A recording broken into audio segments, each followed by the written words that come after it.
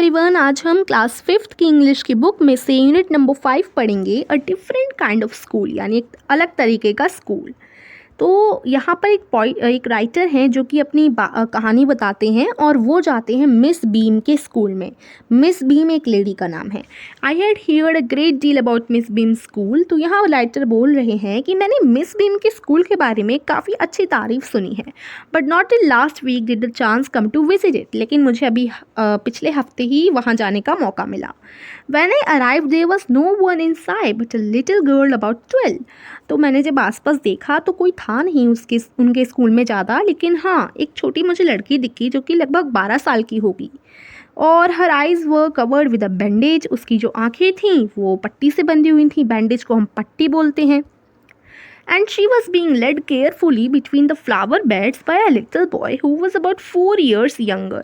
यानी उससे एक छोटा सा बच्चा ले जा रहा था, मतलब जो कि उससे लगभग 4 साल ही छोटा होगा, वो बच्चा उसे ले जा रहा था धीरे धीरे से, सब कुछ बताते हुए कि आसपास क्या है। She stopped and it looked like she asked him who had come।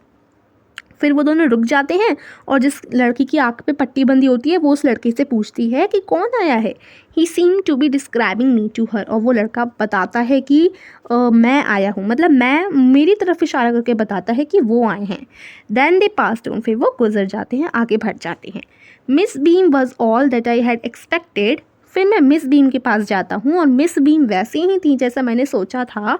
Middle age, full of authority yet kindly and understanding. वो काफ़ी मध्यम एज की थी, यानी मिडिल एज की थी, और काफ़ी वो अधिकार रखती थी हर किसी का। और लेकिन फिर भी वो काफ़ी अच्छी लेडी थी और काफ़ी समझदार थी। Her hair was beginning to turn grey. उनके जो बाल थे वो सफ़ेद होने लगे थे। And she had the kind of plump figure that is likely to be comforting to a homesick child. और उनका हल्का सा मोटा सा फिगर था जो कि अच्छा लगता है, थोड़ा सा मोटा था, और वो काफ़ी अच्छी भी लगती थी। I asked her some questions about her teaching methods, which I had heard were simple। तो मैंने फिर उनसे कुछ प्रश्न पूछे उनके पढ़ाने के तरीके के बारे में, जो कि मैंने सुना था काफ़ी आसान से तरीके होते हैं उनके पढ़ाने के। No more than is needed to help them to learn how to do things।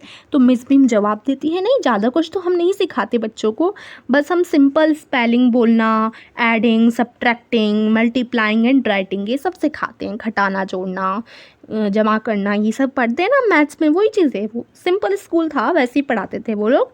The rest is done by reading to them and by interesting talks during which they have to sit still and keep their hands quiet. और ज़्यादा कुछ है नहीं, हम जो है ऐसे ही पढ़ाते हैं और बाकी की चीज़ हम रीडिंग करवा देते हैं उनको, कुछ इंटरेस्टिंग सी बातें करवा देते हैं। और उनमें उन्हें क्या करना होता है, चुपचाप से शांत बैठना होता है और उनके हाथ काफ़ी, मतलब शांत बैठ कर उन्हें पढ़ाई कराना सिखाते हैं। There are practically no other lesson. और प्रैक्टिकली देखा जाए तो हम कुछ और नहीं करवाते। The real aim of this school is not so much to teach thought as to teach thoughtfulness. यानी इस स्कूल का मोटो जो है, इस स्कूल का एम जो है, वो ऐसा नहीं है कि बच्चों को कुछ ज़्यादा ही सिखा देना, ये रट्टा वगैरह मार मार के इतना ज़्यादा बना देना। बस इतना सिखाना जिससे वो सोच विचार कर सकें और समझ सकें, दूसरों के बारे में समझ सकें, काइंड बन सकें और अच्छे रिस्पॉन्सिबल सिटीज़न बन सकें। यही हमारे स्कूल का एम है, यानी हमारे स्कूल की ये वो है, फोकस करके हम इसे चल रहे हैं। Kindness to others and being responsible citizens.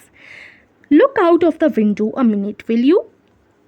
तो अब मिस बीम राइटर से बोलती हैं कि खिड़की के बाहर देखिए, क्या आप देख पा रहे हैं? 1 मिनट के लिए देखिए खिड़की के बाहर। I went to the window which overlooked a large garden and a playground at the back. तो मैं विंडो पर जाता हूँ, राइटर बताते हैं अपनी बात की, वो विंडो पर जाते हैं और वो देखते हैं एक बड़े से गार्डन को, एक बड़े से बगीचे को देखते हैं, और उसके बगल में ही एक प्लेग्राउंड होता है, खेलने का बगीचा होता है। What do you see? Miss Beam asked. तो अब मिस बीम राइटर से पूछती हैं कि आपको क्या दिख रहा है? तो वो क्या जवाब देते हैं, देखिए, I see some very beautiful grounds, I said a lot of jolly children.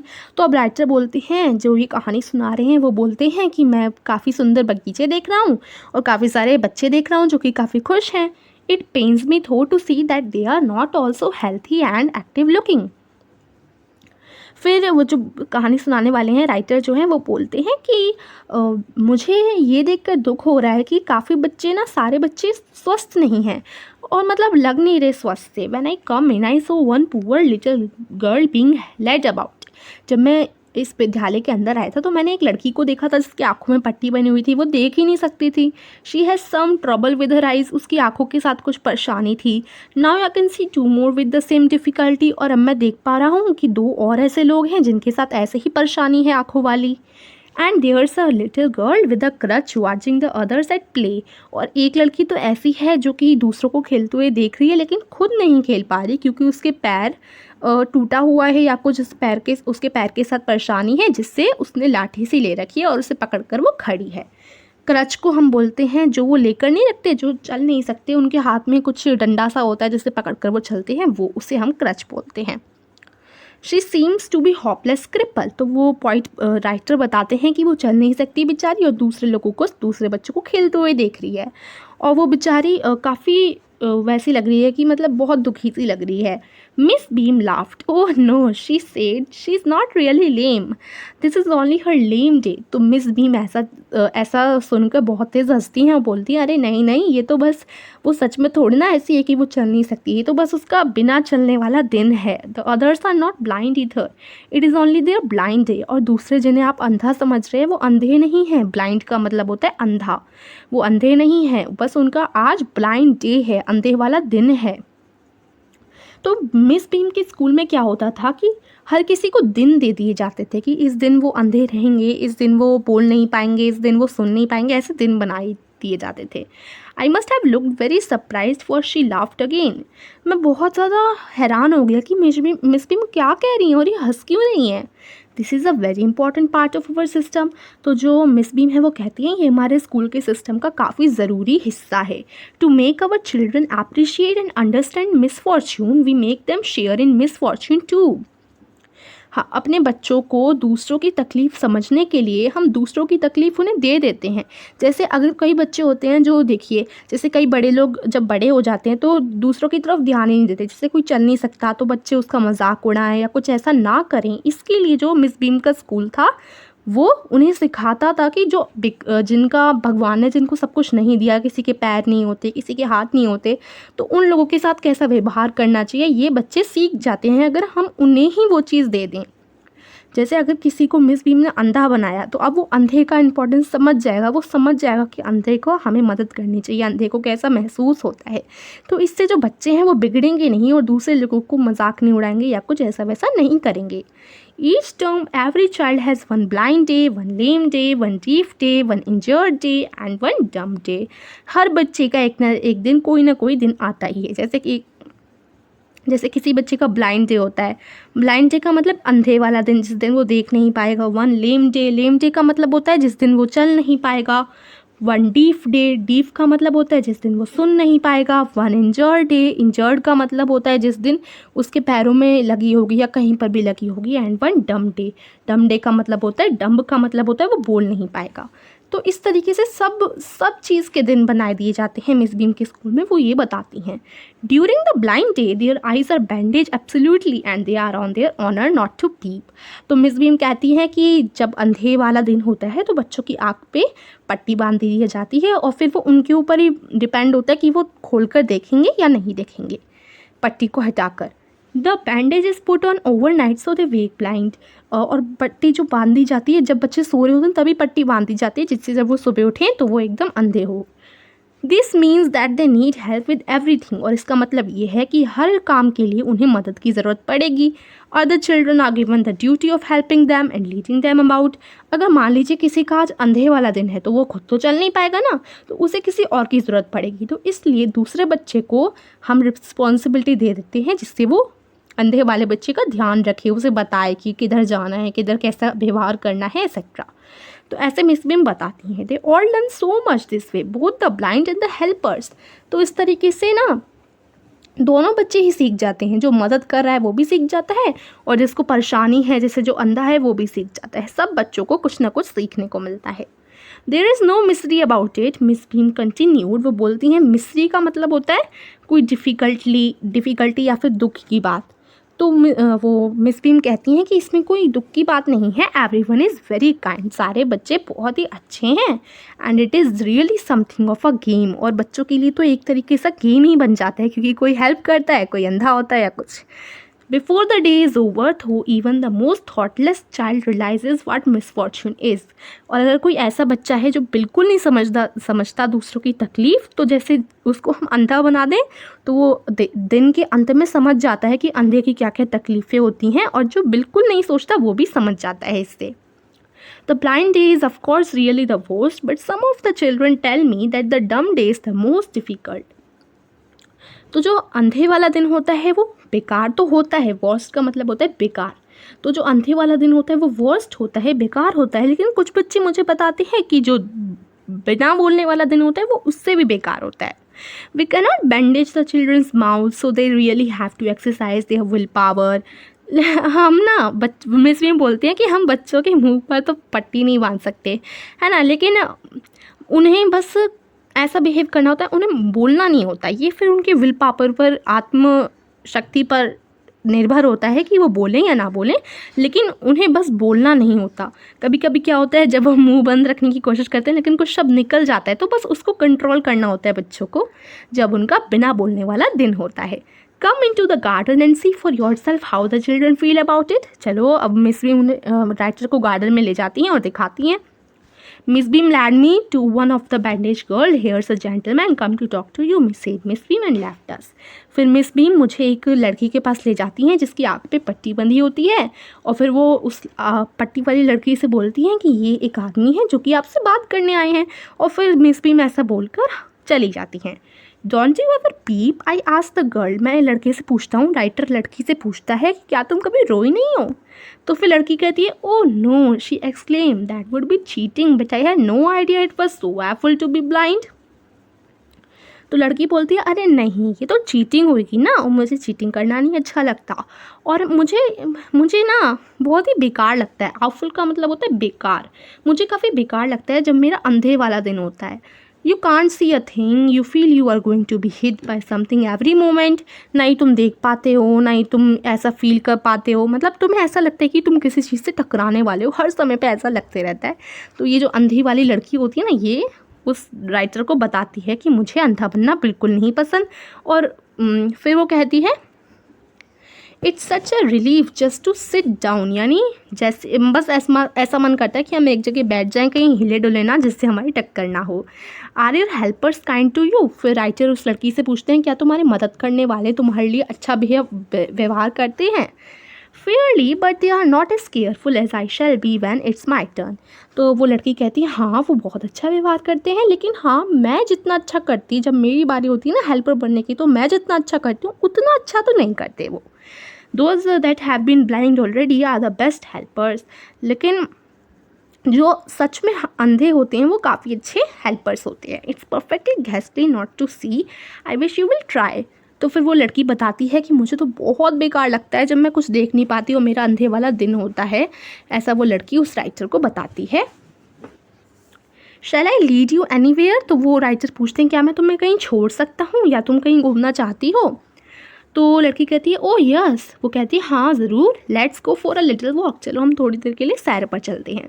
Only you must tell me about things. और वो लड़की बताती है कि मेरे आँख पे भी पट्टी बंधी हुई है क्योंकि आज मेरा अंधे वाला दिन है, तो तुम बस मुझे ये बताते चलना कि कहाँ पर कौन सी चीज़ है जिससे मैं कहीं टकराऊँ ना।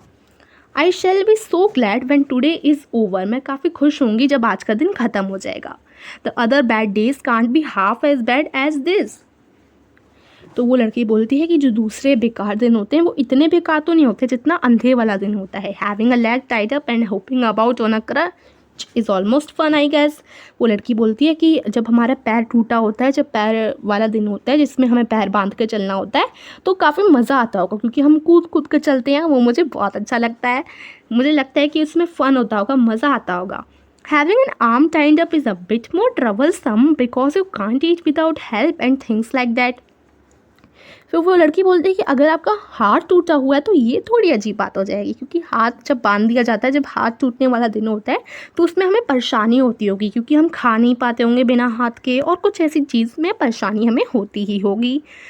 I don't think I will be mind being a deep for a day, at least not much. फिर वो लड़की बोलती है, अगर मुझे कुछ सुनाई ना दे एक दिन के लिए तो वो उतना भी बेकार नहीं होगा।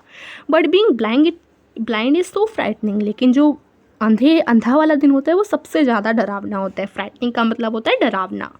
माई head aches all the time just for worrying that I will get hurt. मेरा सिर दर्द होने लग जाता है हर समय, ऐसा लगता है मुझे कि मैं टकरा ना जाऊँ जब मेरा अंधे वाला दिन होता है। तो फिर वो लड़की पूछती है उस लड़की से, मतलब राइटर से, वेयर आर वी नाउ, हम अभी कहाँ हैं। तो वो राइटर बोलते हैं इन द प्ले ग्राउंड में। राइटर बोलते हैं कि हम प्ले ग्राउंड में हैं। We are walking towards the house, हम एक घर की तरफ जा रहे हैं। और देखिए यहाँ पर ये राइटर उस लड़की से बात कर रहे हैं। Miss beam is walking up and down the garden with a tall girl. फिर राइटर लड़की को बताते हैं कि जो मिस बीम है वो इधर उधर जा रही हैं एक लंबी सी लड़की के साथ। टॉल का मतलब होता है लंबी। What is the girl wearing my little friend asked. तो जो छोटी सी लड़की होती है जिसमें पट्टी लगी होती है वो पूछती है कि वो लड़की जो है उसने क्या पहना हुआ है। जो लंबी सी लड़की के साथ मिस बीम जा रही है उसने क्या पहना हुआ है। तो राइटर बोलते हैं a blue cotton shirt and a pink blouse, यानी उन्होंने एक ब्लू कलर की स्कर्ट पहनी हुई है और पिंक कलर का टॉप पहना हुआ है। आई थिंक इट्स मिली। और वो कहती है लड़की जिसकी आँख पे पट्टी बंधी होती है, जो अंधे वाला जिसका दिन होता है, वो कहते हैं मेरे हिसाब से वो मिली है। She said what colour is her hair. फिर वो पूछते हैं उसका बालों का कलर कैसा है। तो वो राइटर बोलते हैं, एक मिनट, हाँ यहाँ पर थे हम। तो वो राइटर बोलते हैं वेरी लाइट, यानी काफ़ी हल्का। Yes that's Milly, she is the head girl. तो फिर वो लड़की कहती है अंधी वाली कि हाँ ये तो मिली ही है, वो तो सबसे हेड गर्ल है, सबसे बड़ी गर्ल है। There is an old man tying up roses I said.